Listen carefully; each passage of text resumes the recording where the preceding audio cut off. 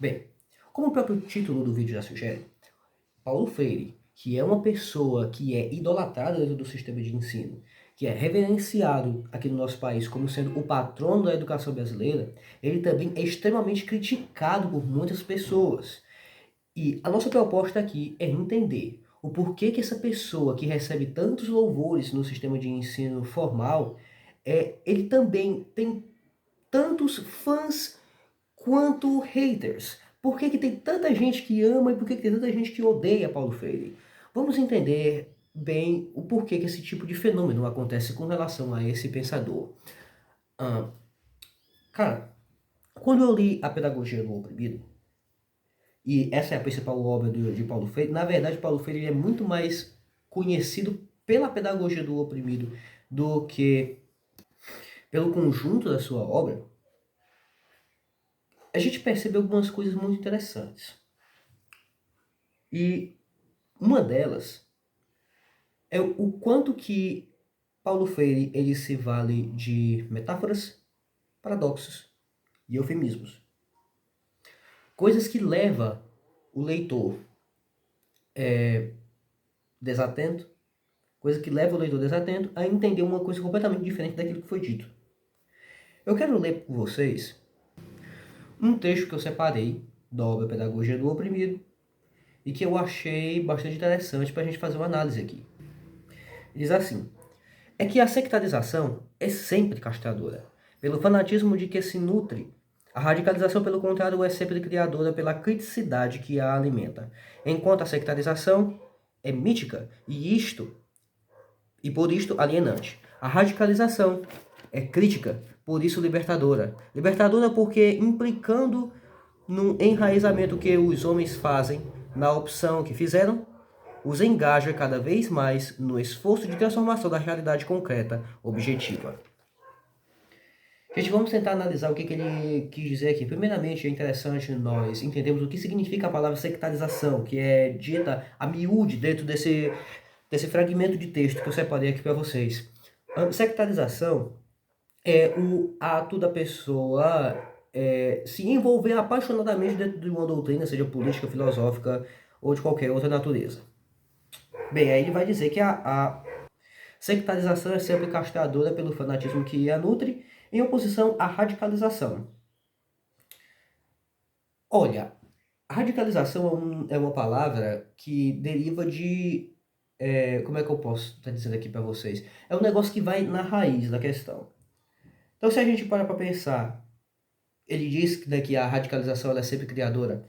Eu não posso dizer que a radicalização é sempre criadora. Até porque a sectarização, como ele próprio mencionou aqui, ele também é um tipo de radicalização. Ele também é um tipo de radicalização. É lógico que essas palavras, ainda que elas possam ser usadas como sinônimos, elas não são sinônimos perfeitos, né? A sectarização, ela tem uma carga realmente de fanatismo dentro do seu significado. Enquanto a radicalização ela pode conter isso, dependendo do contexto, mas não necessariamente ela contém. E não parece ser isso que Paulo Freire está falando aqui. Mas, cara, se eu vou na raiz, se eu me deixo impregnar por uma doutrina falsa, eu acreditando que isso é verdade, que essa doutrina ela é verdadeira, ainda que eu continue sendo uma pessoa racional até certo limite, essa radicalização ela não será criadora. E outra coisa, o ser humano ele não tem em si e por si a capacidade de criar. A capacidade criadora do ser humano ela existe apenas na medida em que o ser humano está conectado com uma força divina que essa sim é criadora. No caso, nós cristãos temos esse entendimento de como foi descrito nas Sagradas Escrituras, de que em Cristo somos mais do que vencedores, de que em Cristo nós podemos todas as coisas, mas tudo isso é em Cristo, em si e por si, a pessoa ela não tem esse tipo de capacidade. A capacidade do ser humano que ele tem em si e por si, na verdade, é uma capacidade de destruição. Então, a gente já vê que talvez a gente poderia até dizer que talvez teria sido um descuido de Paulo Freire ter dito isso. Talvez ele não poderia ter pensado, né, sobre isso na hora que ele escreveu. Isso não seria um negócio totalmente possível, é plausível de se pensar. A questão é que, como a gente pode analisar bem, né, quando ele diz, enquanto a sectarização é mítica e por isso alienante, a radicalização é crítica e por isso libertadora. Libertadora porque implicando no enraizamento que os homens fazem da opção que fizeram, os engaja cada vez mais no esforço de transformação da realidade concreta, objetiva. O que ele está querendo dizer aqui? Ele está colocando dentro dessa frase um conteúdo eminentemente revolucionário. E o conteúdo revolucionário, ele parte do pressuposto de que a realidade ao meu entorno, ela é uma coisa ruim, ela não me representa, e eu não a aceito. E por eu não a aceitar, então eu irei empregar um esforço para reconfigurá-la, para transmutá-la conforme aquilo que eu acredito que ela deveria ser. Eu gosto de estar explicando, né, conforme a minha imagem, segundo a minha imagem, conforme a minha semelhança. É isso que o revolucionário ele quer fazer, é isso a sina do revolucionário, essa a campanha dele.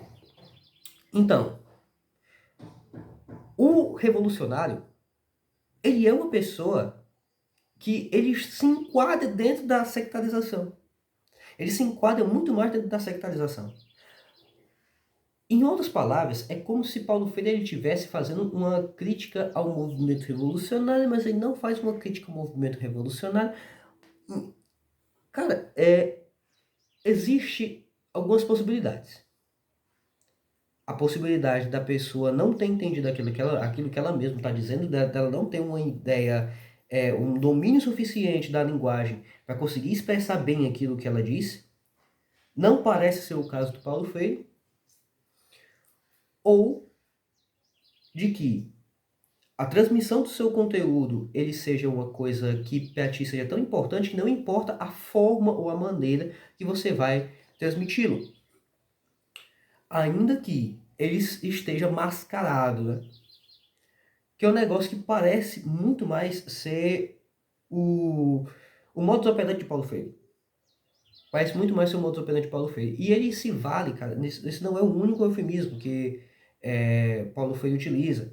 Ele vai se referir a Che Guevara como sinônimo de amor. Che Guevara que foi uma pessoa que fuzilava friamente os seus inimigos, que se dizia estar na selva cubana e sedento de sangue. Uma pessoa que eu dizia que a melhor ação a se tomar... Eu não me lembro direito qual foi o contexto que ele disse, mas que não seria um tiro bem dado, no momento certo, em quem o merece. Ou seja, uma pessoa muito fria. Uma pessoa extremamente fria. É lógico que, se a gente for analisar a mentalidade revolucionária em si, Che Guevara era uma pessoa que ela se entendia ainda assim como sendo uma pessoa boa, como sendo uma pessoa amorosa, como sendo uma pessoa justa, uma pessoa com as mais elevadas qualidades, mais elevadas virtudes, ainda que estivesse cometendo várias atrocidades. Por quê? Ele seria o sacrifício.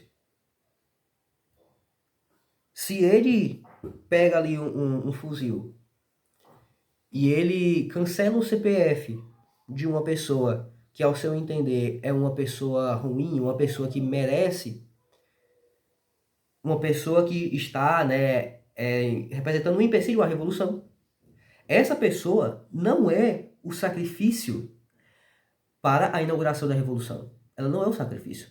O sacrifício é o próprio, seria o próprio Che Guevara. Ele, como uma pessoa boa, estaria se sacrificando ao cometer um ato tão cruel. É como, por exemplo, a gente pensa em Karl Marx. Karl Marx foi uma pessoa que ele não era um proletário, entretanto ele tinha uma empregada e ele abusou dessa empregada dele. Só que Karl Marx, ele, dentro da mentalidade revolucionária, ele não a abusou enquanto o ideólogo, enquanto o intelectual que prega a ideologia proletária. Ele abusou essa mulher enquanto burguês, que era isso que ele era. Note como que é um negócio confuso, né? Então, assim, esse tipo de coisa, esse tipo de pegadinha, a gente encontra o tempo todo dentro da pedagogia do oprimido. E realmente, cara, é do começo ao fim, do começo ao fim. Sempre tem pegadinhas como essa. Inclusive tem umas coisas muito estranhas. Eu vou trazer aqui, tá escrito em outro local, peraí. Olha só aqui o que o cara escreve. Na verdade, não há eu que se constitua sem um não eu. Por sua vez, o não eu constitui na constituição do eu constituído. Uma frase da Dilma Rousseff é mais inteligível do que isso daqui, cara. Eu consigo entender muito melhor quando a nossa ex-presidente Dilma, ela dizia que depois que a pasta de dente sai de dentro do tubo de pasta de dente, dificilmente ela volta para dentro do tubo de pasta de dente. Isso é um negócio que é muito mais fácil da gente entender. É muito mais compreensível você dizer que, na verdade, não era 30%, era 30% de 28% ou 30% de 30%. Faz muito mais sentido. E aí, além disso, você vê uma pessoa que defende a violência da revolução, que defende o cancelamento de CPFs em nome do amor, umas coisas desse tipo. Cara, você pega, por exemplo, aquela frase tão famosa que é atribuída a Paulo Freire, né? Quando a educação não é libertadora, o sonho do oprimido é tornar-se o opressor, e a gente pode reparar que ele coloca esse tipo de conteúdo dentro da pedagogia do oprimido. Ele basicamente está dizendo o quê? Que o sonho do caboclo, morador de periferia, em ascender socialmente, em conseguir um emprego melhor, em conseguir um pouquinho mais de dinheiro, em conseguir uma casa melhor, em conseguir melhorar a sua situação de vida, é um desejo ilegítimo. Porque justamente ele entendia que a única aspiração legítima da pessoa era ingressar dentro da luta pelo fim do sistema de classe vigente. Ele coloca várias vezes que a generosidade de uma pessoa que esteja, né, inserida dentro do sistema capitalista, e aqui é importante a gente salientar que esse termo ele é um termo absolutamente genérico, que coloca dentro do mesmo saco coisas que evidentemente não são compatíveis, como por exemplo, é como você dizer que o camelô, o gari, não o gari, né, o camelô, o vendedor de rua, o galego, eles estão no mesmo balaio dos grandes banqueiros, estão no mesmo balaio dos metacapitalistas, como por exemplo o Elon Musk. Todo mundo está no mesmo saco.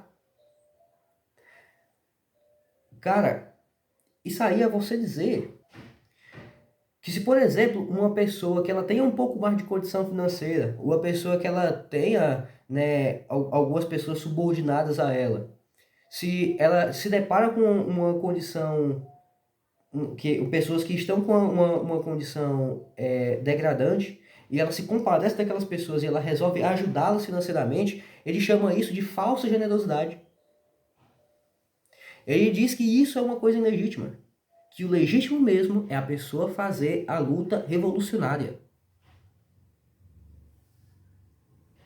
O que eu posso dizer de uma pessoa dessa? Você vê na pedagogia do oprimido que ela não é uma proposta de pedagogia. Não, ela não é uma proposta de pedagogia. Além do que, o método Paulo Freire ele nunca foi aplicado em escala aqui dentro do Brasil, em grande escala. Nunca foi aplicado aqui dentro do Brasil. O Paulo Freire é uma pessoa que ele consegue um reconhecimento muito grande, não por ter tido grandes resultados, mas simplesmente pela revolução contida dentro do seu método.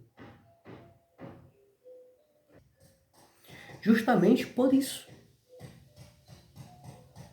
E como o sistema educacional, não apenas do Brasil, mas como o sistema educacional nos mais diversos países do mundo já é tudo progressista, quando chega uma pessoa reforçando essa câmara de eco, ou seja, falando as mesmas coisas que todo mundo já está falando, Só que vindo de um país tupiniquim e de um cara que surfou na publicidade da Unesco, essa pessoa, ela deve ser uma pessoa, ela é uma pessoa que merece realmente ser ouvida, né? Assim, gente, antes de você se inscrever aqui no canal, antes de você deixar o seu like, antes de você deixar o seu comentário, eu quero só fechar aqui com chave de ouro com essa citação aqui de Paulo Freire. A revolução é biófila, é criadora de vida, ainda que para criá-la seja obrigada a deter vidas que proíbem a vida. Trocando em miúdos, ele está dizendo que se por um acaso ele achar que você mesmo, representa um empecilho, representa uma barreira para a revolução, então ele tem não apenas o direito, mas ele tem a obrigação moral de... É isso. Este é o nosso patrono da educação brasileira, daquela mesma educação que configura ainda uma das piores do mundo e que, bem, algumas pessoas com algumas iniciativas pequenas, como por exemplo aqui a do Reintegrados, estão tentando fazer alguma coisa para ver se melhora. É triste a gente vê, como já foi citado aqui no Reintegrados, muitas vezes, que o QI médio do brasileiro, está inferior ao QI de um macaco. E nós não estamos falando aqui daquele macaco que o Elon Musk colocou um chip no cérebro do bicho e ele começou a jogar videogame. Não, é um macaco normal. É triste vermos esse tipo de coisa. E também não parece ser a troco que justamente a geração que apresenta o menor QI, a primeira geração em que o QI médio diminuiu em relação aos pais, é justamente aquela geração que tem uma disponibilidade muito grande de escolas, de universidades. Hoje em dia tem uma universidade em cada esquina. Hoje em dia, em cada buraco tem uma escola. Antigamente, pode perguntar pro seu pai, pro seu avô. Para o cara ir para a escola, ele tinha que atravessar um matagal, ele tinha que atravessar 5 açudes a nado, ele tinha que lutar com uma onça, cavalgar um javali. Tinha que fazer um paranauê miserável para ele conseguir chegar na escola.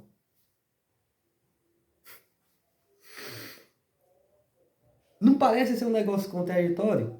Na verdade não é. Na verdade não é para quem entendeu, para quem estudou um pouquinho da mentalidade revolucionária e da mandinga conhecida como dialética hegeliana. Era isso que eu queria estar deixando para vocês hoje. Muito obrigado pela atenção. Até a próxima. Tchau.